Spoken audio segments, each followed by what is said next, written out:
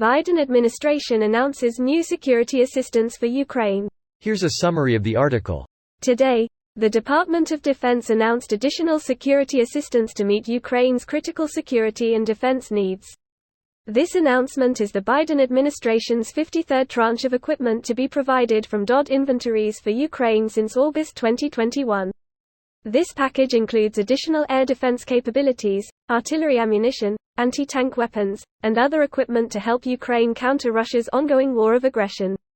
This package utilizes assistance previously authorized for Ukraine during prior fiscal years under presidential drawdown authority that remained after the PDA revaluation process.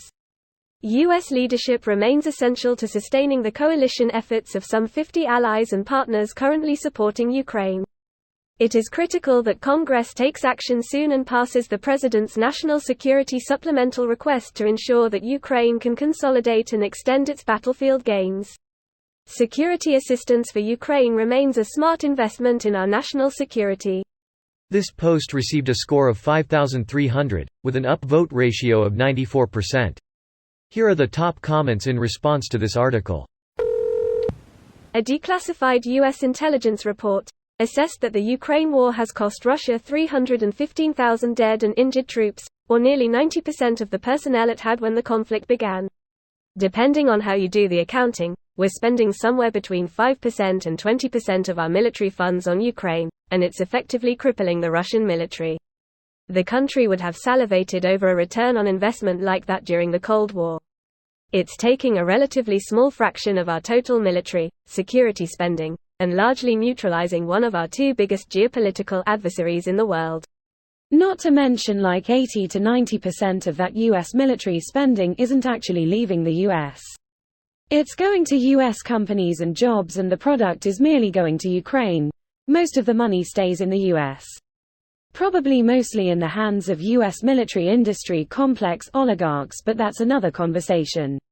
Definitely one thing folks forget about this. We're not sending crates of money to Ukraine for them to spend. We're sending crates of money to the mic to send some stuff we don't use stateside, except for target practice. We are also sending money too, but not as much compared to the value of material. It's essential to keep the Ukrainian economy afloat. The EU is also sending the majority of the financial aid though. Japan has also been sending a lot of money. I believe after the US, Japan is the next largest financial contributor to Ukraine. In addition to all the wartime spending, Ukraine also is dealing with a massive humanitarian crisis and millions of internally displaced people, and so they need a lot of financing and humanitarian aid for that. The hit to their economy also means they have less tax revenue coming in. This is why Zelensky is making a public show of actively attacking corruption. Making sure no one can use the argument this is going to be another Afghanistan. TBH, the collective West will probably be making sure it doesn't end up as another Afghanistan regardless. The political, cultural, and especially geographic proximity make Ukraine a much more viable nation-building project to see to completion. I will be surprised if the US doesn't get involved to turn Ukraine into the next South Korea, Japan.